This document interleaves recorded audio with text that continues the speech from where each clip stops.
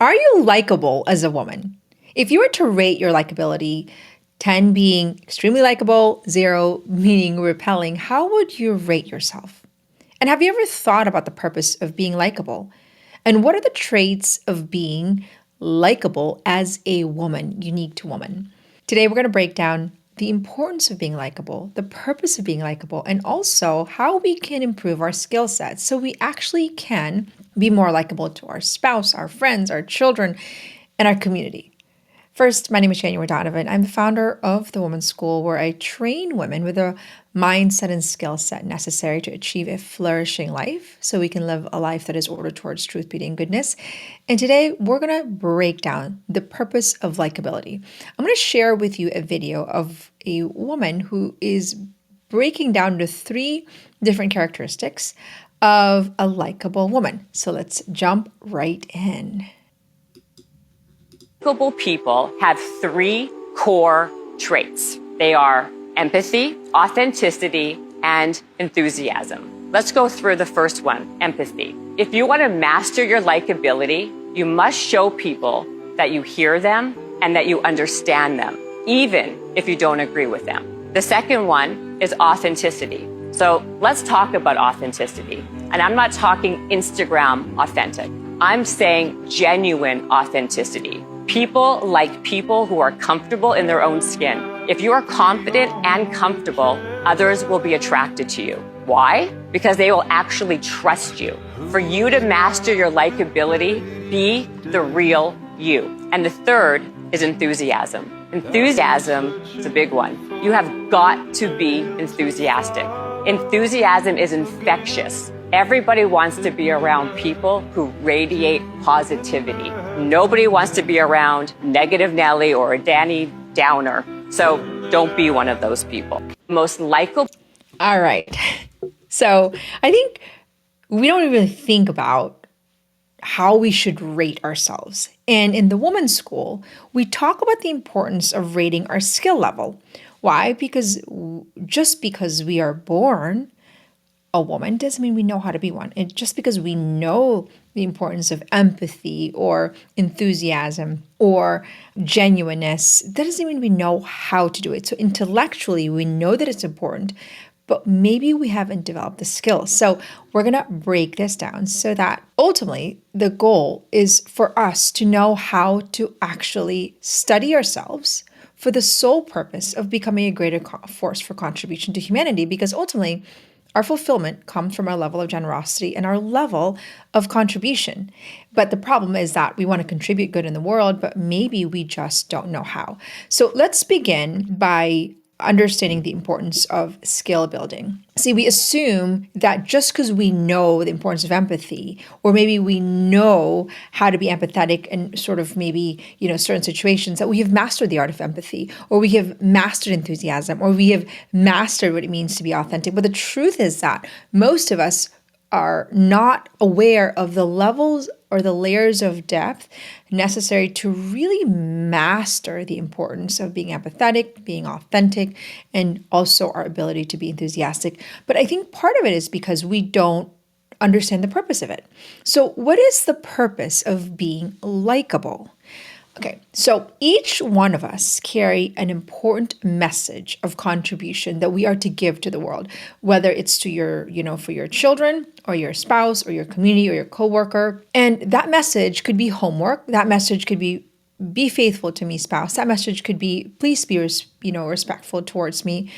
But the problem is that when we are not likable, our message doesn't land well, right? Like, if I tell my children that it's important for her to dress appropriately, it's important for her to make sure she commands and respects herself when she dresses, but I'm not very likable, there's a lesser chance of my daughter actually following what I'm saying. So being likable allows us to become a better messenger of truth, beauty, and goodness. It's also true if you have a message that is deceptive or is filled with lies or maybe is immoral, but you're likable. That's a dangerous thing to also possess, because now you're using this idea of likability to manipulate people, which we see in our culture, whether it's, say maybe some politicians do it. So it's important to understand that the purpose of being likable is to contribute the message of truth, beauty, and goodness. And it's so important that if we're not likable, we could also be the very hindrance of why people are not attracted to faith, not attracted to the beauty of family life, not attracted to truth and goodness, because we haven't become better stewards of that message. And so being likable allows us to become a better vessel, an evangelist for truth. And so it's not just really about us, it's really about how we contribute good into the world. And so being likable allows us to actually share and make our message attractive. If I am likable to my children, my message of being virtuous and doing what's right or not lying becomes more attractive, even though they don't like it, even though they might not like the fact that I ask them, that their consequence of their behavior, but the fact that they like me will allow the message to land a little bit better.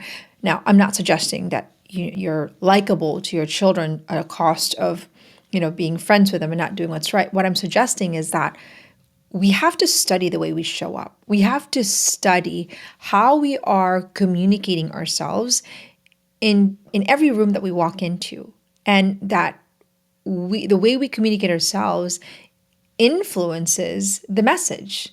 And I think that we don't put enough weight in the importance of likability, because sometimes we think, well, why is it important? You got to speak the truth, and no matter what. Well, how we speak the truth matters. We could speak the truth in a way that shoves truth down people's throat, which eventually repels them. How many times do we know that? We've seen it, we've experienced it, where people repel away from, the faith because it was forced upon them. And so likability is an important vehicle to actually bring forth the things that are good in this world. So the purpose of being likable is so that we become better vessels. Secondly, being likable reinforces our value. When your child is not likable, people look at them funny, people discredit their value because they're not disciplined, and it reinforces that they are bad.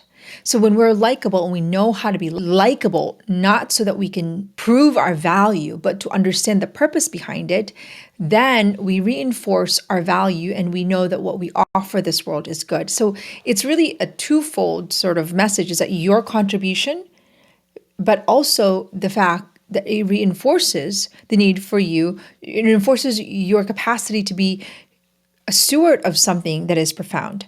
And so I want to invite you to even think about, how likable are you to your children? How likable are you to your spouse? How likable are you to your community?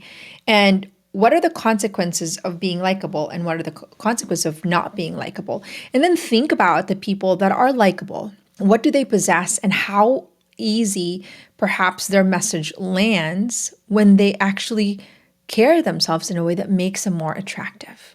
Okay, because ultimately, it's about influencing people to do what is noble and what's right. And our ability to be likable makes a huge difference. And you know that because there's people that you're around and you realize, there's something about them that I don't like, right? And so as women, we have to think about our likability, not for vain reasons, but actually for deeper purpose. And it's not for our own sake, but it's actually for the sake of becoming a better vessel. And that's how I want you to think about your likability, is that it's not about you.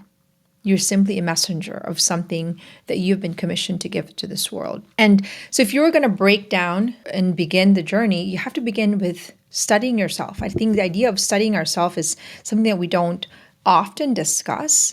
And we are going through our busy, busy life and taking care of our work, or taking care of our children, taking care of our spouse, taking care of our duties, maybe as a single woman, but we're not reassessing, kind of an examination of conscience, the different characteristics and skills that we have, so that we can improve it every single day, right? So that we know, tomorrow I can be better at X, Y, and Z. So the idea of measuring and giving yourself a metric of your skill level is a great way to improve. And that's what we do in the women's school, is just rate yourself, rate your ability to actually be likable. So let's break this down. So the first one is empathy, right?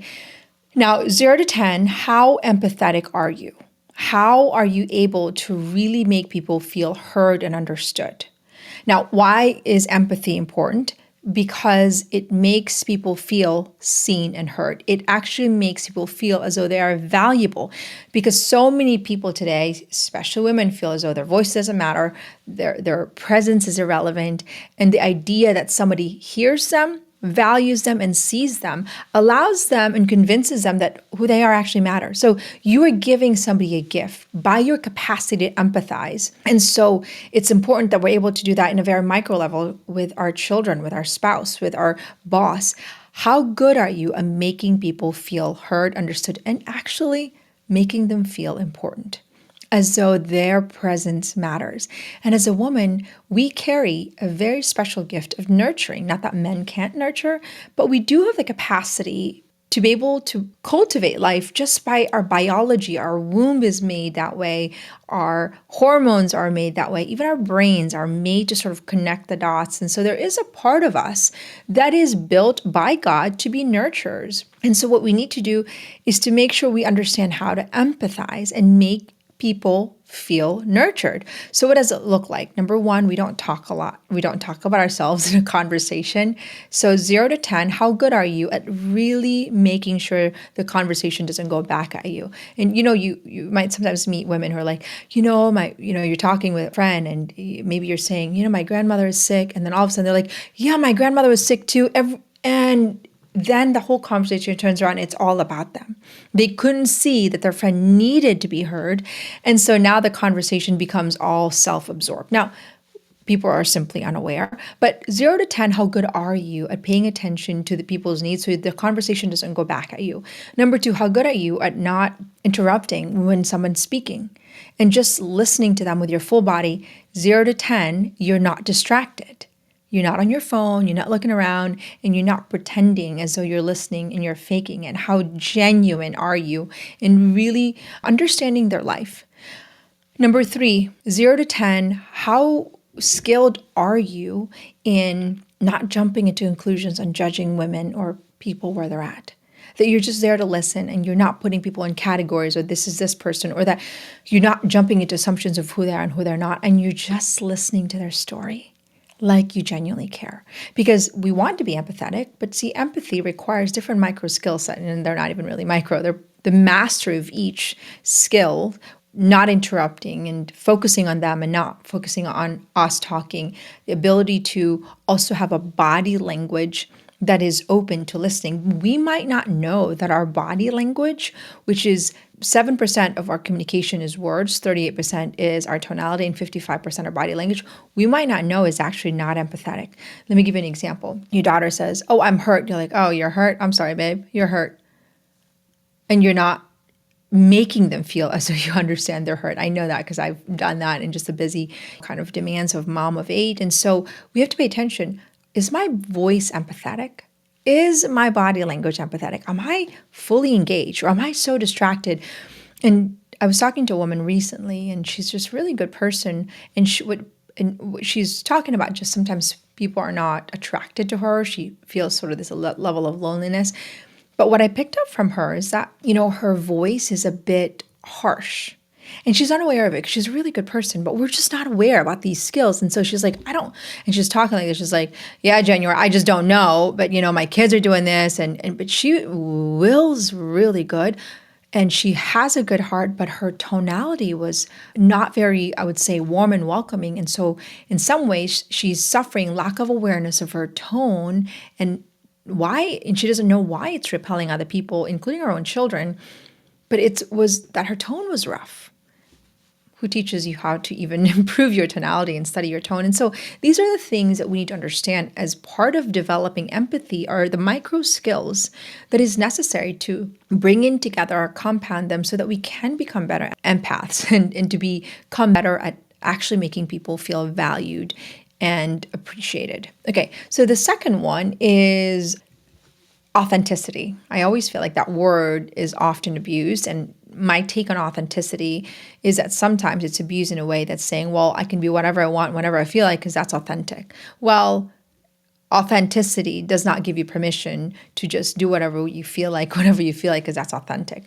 Well, what we want to do is to strive for authenticity that invites our higher self, right? It becomes an excuse to not be kind, to just like take it or leave it. This is my behavior. This is how I was made. So it's important to understand that authenticity does not give us permission to actually also act ill will or not be charitable and kind. And so let's not hide behind this authenticity as though it's the permission to be rude, the permission to not strive to be better in the way we show up. So, okay, authenticity. Let's talk about what does it mean to be authentic? 0 to 10, how authentic are you as a woman? How would somebody rate your authenticity level? Now, how do we know this? Because people are attracted to us. Why? Because there's a genuineness.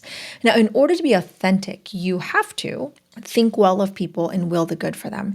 And you have to do it in your thoughts. Why? Because our thoughts impact our body. Our body impacts the way we communicate, our behavior. You can't just fake it. People feel fakeness. And I always tell women, don't fake it.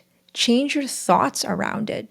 And part of it is just being aware of our thoughts. And so being genuine is really seeking curiosity and seeking the good of the other person. That's how we want to be authentic. That's how we want to show up and not pretend. We don't have to pretend when we're thinking in our mind, you know what? I'm sure there's goodness in the situation. I'm sure she's doing the best that she can. And there's curiosity in also who they are. Now, I think that it's also important that we don't fake pretend if we like somebody or we are trying to sort of prove ourselves. And I think the way we do that is that we are kind and we're respectful, but we don't have to sort of pretend like we're interested when we're not. We don't also have to fake it. I think there's a genuine respect of communicating ourselves in a way that's kind, that's effective, but we don't have to pretend as though we like somebody when we don't, because the truth is that we don't always like everyone, and that would be a lie. But it is important to be respectful and to communicate respect and kindness to everyone, even though we don't necessarily like them. And so being authentic is being true to the fact that we are not expected to like everyone, but we ought to be respectful of everyone. And that's how we show genuine authenticity. And it's very important to understand that if you're judging someone in your thoughts and you're pretending like you like them in physical, they experience it. You can't really fake it, and you can't really pretend like you like the person and you act. I mean, you could get away with it for maybe a few encounters, but the truth always comes out. What is in the dark will always bring to be light. And so my challenge to women is that learn how to think well of people. The purity of heart is attractive. That's why children are attractive, because there's something pure about their heart. And I think that we are called to be like children. And so train your mind to think well of people. Train your mind to will the good of people. Train your mind to show up without having to prove yourself, without having to actually pretend as though you're somebody you're not. Now, part of the problem of being inauthentic sometimes comes from the fact that we have placed so much external value on achievements. And so somebody, a woman is in conversation with someone and they're not authentic because they're afraid to be found out that maybe they're not as good as they think they are. And so there's a level of insecurity, because insecurity comes from the fact that we value money, we value fame, we value fortune. And so if somebody walks in a conversation and they don't have the accolades and they don't have maybe the fame, the fortune, or the prestige, or the PhD, or whatever we deem to be external accolades, and they start to feel inferior. And so because they start to feel inferior, maybe they're proving themselves or they diminish themselves, neither of which is authentic. I think authenticity has to come and has to be rooted in the deep understanding that our value is unconditional, that our value is not based on what other people think or what we make or our house or our purse or our production, or I come from this school or I come from that school, or what social media followers that I have. Authenticity has to be rooted in the fact that nothing changes our value. Therefore, we have no need to prove to make ourselves feel important, because we know we are important in the eyes of God. We know we're important because we know we have a mission that is so important, because we also understand that nobody will ever be us. All that, by the way, I can tell you, and it will hit your logical brain, right? But it doesn't mean you believe it. You have to train your mind to believe it. It's training. That's why we offer training in the women's school, because it's true that, you can offer somebody a compliment, but they don't believe it. because they've been conditioned to believe that what makes somebody beautiful may be based on looks and not really interior. And so all of this is training, and all of this we don't expect women to know. They have to be taught. And number 3 is enthusiasm, which is, Theo, which is with God. And I just love that, because being enthusiastic becomes then a mark of God, a mark of the Holy Spirit. And so we have to ask ourselves 0 to 10, how enthusiastic are you as a woman? Are you able to communicate joy and peace? And is there sort of this radiance about you that when you meet people, it's like, hey, how are you? Hey, how are you? Tell me. And it's not, when you think of enthusiasm, sometimes we think about like loud. It doesn't have to be the case. There's an authenticity about just being genuinely, sincerely excited about the other person and what they offer and their contribution. So if you were to rate yourself on a daily basis, how enthusiastic are you? And how positive are you? Because that's really attractive, and nobody wants to be around Debbie Downers. And it's really the truth. And those that are attractive to Debbie Downers is because they are Debbie Downers, and they want to be around people that, what is it called? Miserable company invites miserable company, because it makes them feel good. It's a comfort zone. The comfort zone is that, hey, we're here to complain and whine. But being positive and being enthusiastic and being hopeful and spreading joy is so attractive. I have a good friend of mine, Katie, and she just like smiles all day long. Everywhere she walks into, every room she walks into, she radiates as joy, and everyone just loves her. And it's sincere and it's genuine, and she is strong. She's a really strong woman who is also a mom of 8 children, and she knows her values. She knows it's not about external, and she just radiates this joy. And I just want to be around her.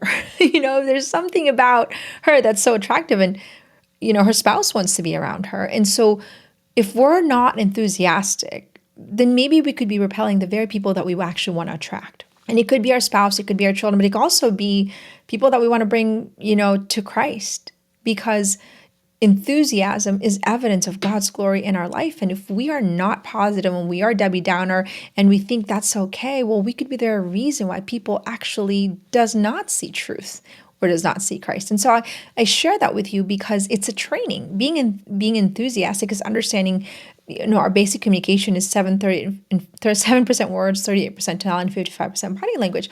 Nobody's born necessarily knowing how to be enthusiastic. It's something that we have to be aware of, we have to train for, and we have to continually train for.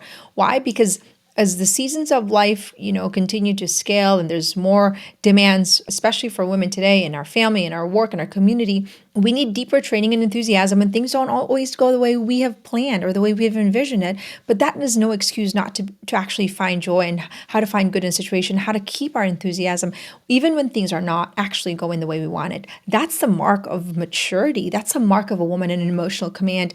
And that is inviting. And that makes us likable. So, to sort of wrap this up, I really invite you to think about the gift of being likable as a force for contribution, the importance of you developing skill after skill after skill, not for your own sake, but for the sake of actually becoming a greater force for contribution, which ultimately leads to your deeper fulfillment. Why? Because we are made for generosity. We are made for contribution.